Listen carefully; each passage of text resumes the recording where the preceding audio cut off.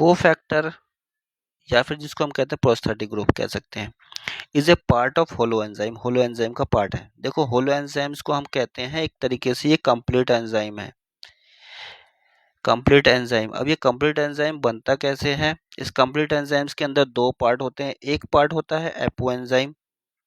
Apo enzyme क्या होता है? प्रोटीनेशियस वाला पार्ट, प्रोटीन पार्ट जो होता है उसको कहते हैं हम एपो एंजाइम।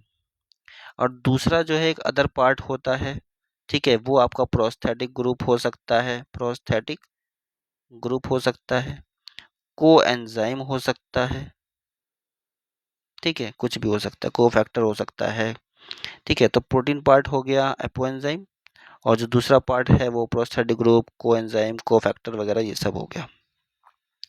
अब प्रोस्थेटिक ग्रुप्स की बात हो रही है इसकी, ठीक है, को फैक्टर्स की बात हो रही है, तो ये लूजली अटैच नहीं होता, लूजली अटैच आपका जो है दूसरा होता है को एंजाइम, ठीक है। तो ये गलत हो गया, लूजली अटैच नहीं होता है, ठीक है। ये एक एसेसरी नॉन प्रोटीन सब्सटेंस होता है, ठीक है, प्रोटीन से अलग पार्ट है, नॉन प्रोटीन सब्सटेंस है। अटैच होता है फर्मली, मतलब टाइटली उससे बाइंड रहेगा प्रोटीन से, ठीक है। तो ये वाला जो है सी वाला ही राइट आंसर हो गया।